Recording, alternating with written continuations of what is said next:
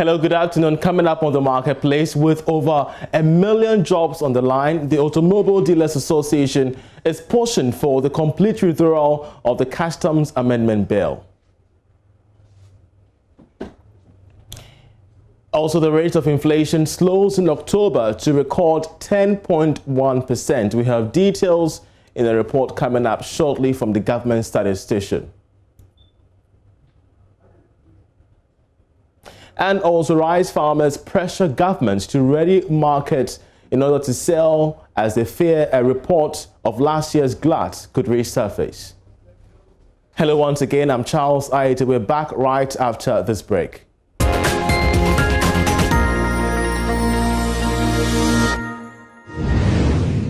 And we're back for the marketplace. Now, the Executive Secretary of the Automobile Association of Ghana, Clifford Anso, is intensifying pressure on the government to withdraw the controversial Customs Amendment Bill from Parliament. Now, this bill, we understand, will officially set legal grounds for the ban on the importation of accident and salvage motor vehicles into the country. It was supposed to be passed in November, but later placed on hold. So what at all is the Customs Amendment Bill? Here is some information on your screen in the shortest possible time. Of course, there we do have it. The first of all is that the Act increases import duties on specific motor vehicles. It also provides import duty exemptions for the security agencies as well as the security professionals who often go out on peacekeeping.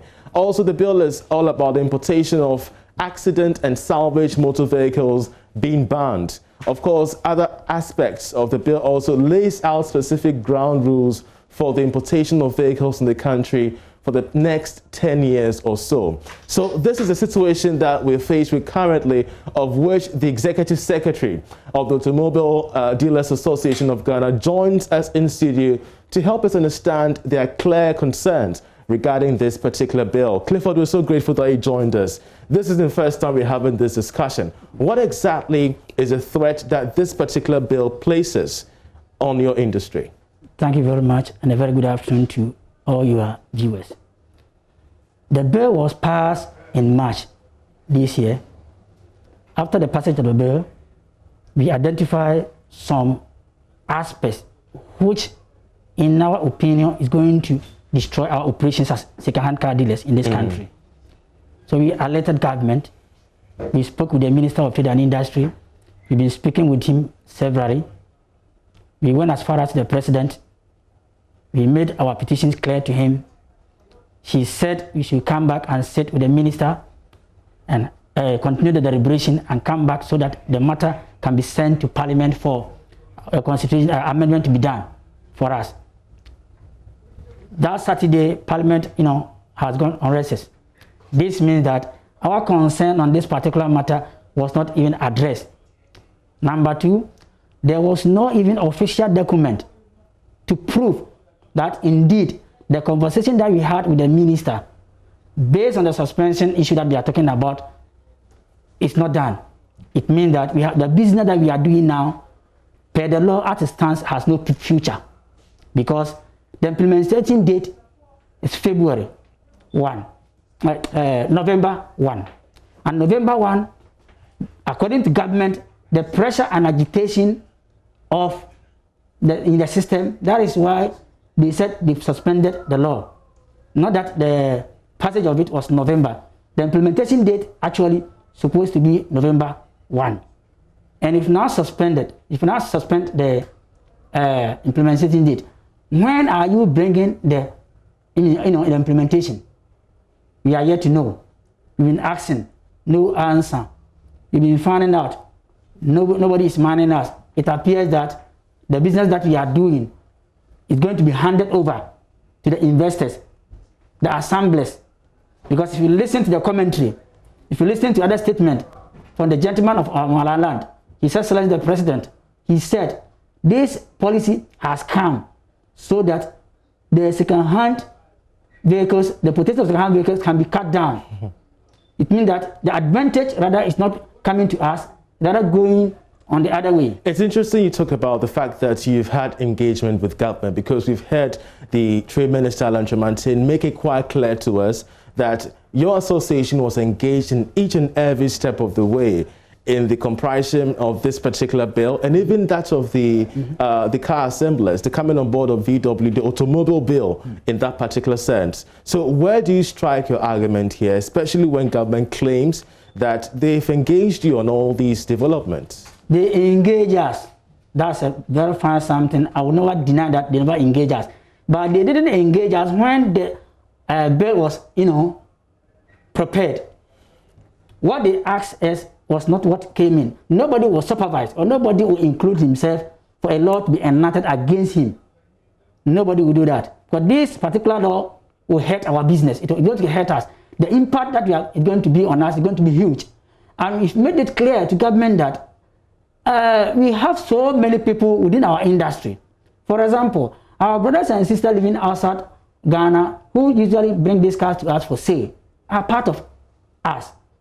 We don't just look at the car dealers in the country and summarize that they are not many. We are many. But government is saying that, with all these salvage and accident vehicles, which to them often causes cases of accident on the streets, pollutes the environment. The entire world is moving away gradually from these salvage and accident vehicles. Hence, here in Ghana, the automobile bill to transform the entire industry. Don't you think it's now time for members like yourself to evolve around the automobile space and embrace the automobile bill? That's good. You see, we've made it clear that the assemblers that are coming to establish the assembly plant is not what we are against. But when they say the second-hand vehicles are the causes of accident, that's unfortunate. What basis? What is the evidence? If brand new vehicles involved in an accident in this country, so what do you say that the second-hand vehicles are the causes of accident? Well, what is very serious? They've run specific technical tests along your space, and they've recognized that 10 out of every 100 second-hand vehicles, and these are, dwelt within the automobile bill, of which we have a copy, often engage in accidents on the streets, on the highways, wherever. But moving forward, you talk about the threats to your industry, to your sector. How many jobs are we looking at should this bill go on? Should it be passed? How many jobs are going to be lost in the law has already been passed, my brother. When it comes to the implementation, good. So should it be implemented? How many job losses are we looking at? We are looking at 5.3 million people. That's the data we have now on hand. We are even asking government that the assemblers that are coming, how many job opportunities are they going to even create for the people for the first 3 years or maybe 4 years? Because the VW people are going to produce 5,000 vehicles in a year. Then it means that if they even produce 20,000 vehicles in 4 years, looking at the number of cars that we bring in here, right? Looking at the revenue that we pay to government, fine. Government is even, I don't know whether the revenue that we pay is something that government is no longer interested. Because the assemblers are coming in with fully built vehicles without paying transport to anybody in this country. The Trade Minister, makes it known that over 100,000 jobs are going to be created each and every year under this new automobile bill. Convinced enough? Are you convinced enough? We are not convinced enough. They should break it down. They say 100,000 jobs are going to be created within 1 year. They should break it down. We have fitters on our side. We have sprayers on our side. We have welders on our side. We have cleaning agents on our side. We have towing vehicle drivers on our side. We have car dealers on our side. We have spare parts dealers also on our side. These are the areas that we can confidently say that these people are there. We are working together with them. Okay. These are the people that we have. Where are they going to create the job that they are saying they are going to create? From where? All right, Clifford. So now the entire implementation thing has been stalled. It's been suspended for now. What exactly are you seeking from government? What is the proof that the law has even been suspended? This is just a mere rhetoric. Let's say, my brother, when a digital terrestrial television issue came up, government ordered communication minister to issue a press release, and that press release was signed by Mr. Ijun Ahen on 23rd of July. Sure, so what exactly are you calling for? It means that it's a proof that nobody can say this thing anywhere, any day, that government was not concerned about that. The recent Japan issue that came up, His Excellency, the President of the Republic, Nana Akufo-Addo, right, asked the Finance Minister to suspend it. So these are the issues that we are asking, that government involvement in our issue was not the best. So you're calling for more, consensus building? We have no hope now. We have no hope now because there's nothing to prove, there's nothing to show, there's nothing to indicate that, oh, the bill has been suspended. It just came on air. What's the way forward in just 30 minutes? The way forward is that we are asking government. But as of now, there's nothing the government can do. Because the last Saturday is supposed to be the date. Sure. The last day for the parliamentarians to go on recess. Fine, they didn't touch it.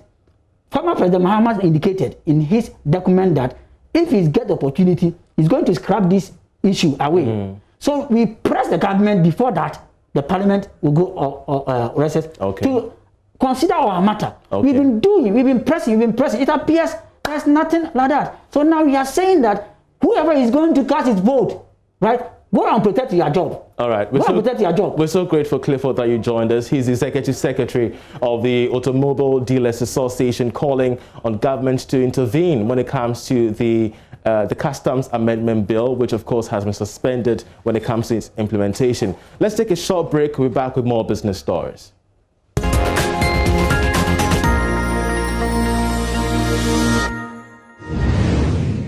You're welcome back. Now, the Minister for Finance, Ken Ofori-Atta, has said that the 70 billion Cedi Obatampa program launched by government will grow Ghana's private sector above our peers in the SAP region. Now, many African countries are expected to mobilize some funds to support economic growth as the Continental Free Trade Agreement area takes off next year. And of course, the new program, according to the Finance Minister, is a perfect intervention to spur up Ghana's economic growth.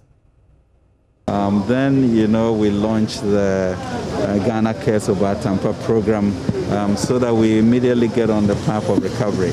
But as you see from the composite index, even though we had projected a 0.9% growth from 6.8, now we are quite sure that we'll be able to do about 2%. That is double what we started.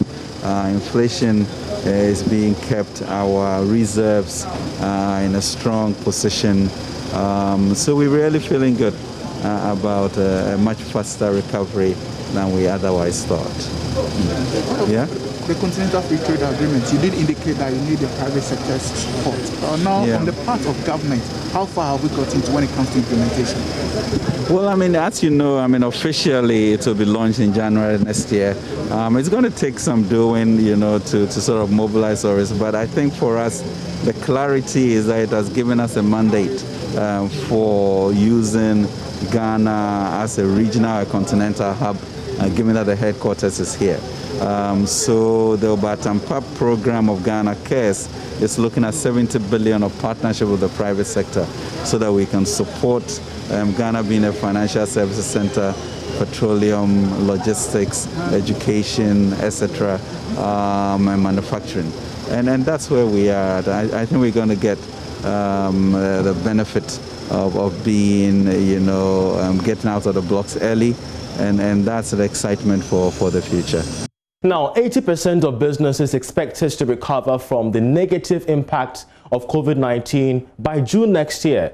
Of course, out of this particular barometer survey by the Association of Ghana Industries, over 70% of these businesses, large ones at that, are saying that they might lay off workers next year if there is a second or third wave of the global pandemic. Let's now pull out some figures to show you how much of an impact the pandemic has had on businesses. There you have it. When it comes to the expectations of business situation in the next 6 months, we have 73% of businesses within the services sector hoping to rebound in 2021. We do know the service sector has been at the receiving end of COVID-19 when it comes to its positive impact. So many businesses now moving on to, tech and, various social media platforms as well.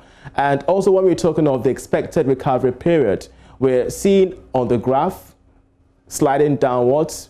Of course, as many businesses are saying that they might not be able to recover by the end of this particular year. Over 90% of them are that saying that they cannot recover. If you see the growth there, we saw that between May and July, over 80% of them were hopeful.